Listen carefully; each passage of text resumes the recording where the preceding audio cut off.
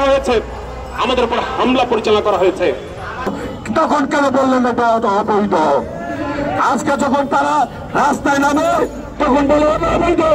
আমরা পরিষ্কার ভাষা বলতে চাই, এই হাইকোর্টের রায় আমরা মানি না, আমরা হাইকোর্টের রায় মানি না। এবং হাইকোর্টকে বলবো আপনার হাইকোর্টকে বলবো আপনার পূর্ণ বিবেচনা করবেন এবং সুপ্রিম কোর্টে যে রায় দিয়েছে সেটা বাস্তবায়ন করতে হবে।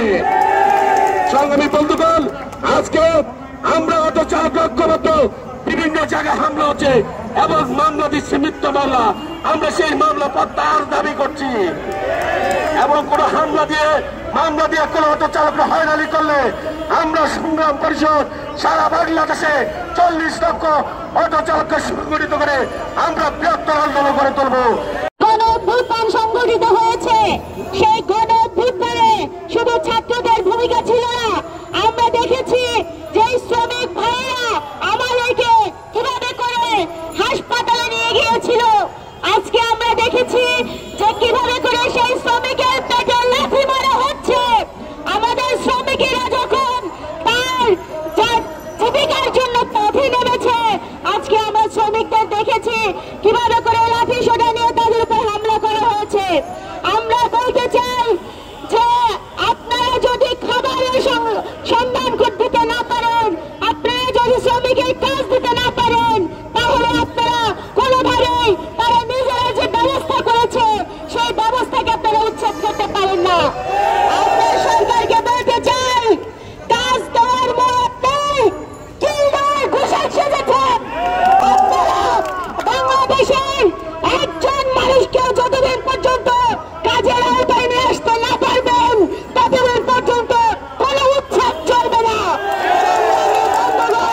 আমরা বলতে চাই যে আজকে দেখেছি 5 তারিখের পরে সাভারে আমাদের 5 জন শ্রমিককে গুলি করে হত্যা করা হয়েছে। আমরা বলতে চাই এটি কেন হলো সেটির জবাব দিতে হবে। সংগ্রামী বন্ধুগণ, আপনারা ভয় পাবেন না, এদেশের ছাত্র জনতা আপনাদের সঙ্গে আছে। আপনাদের সঙ্গে আমরা প্রয়োজন হবে আবারও রক্ত দিতে প্রস্তুত আছি।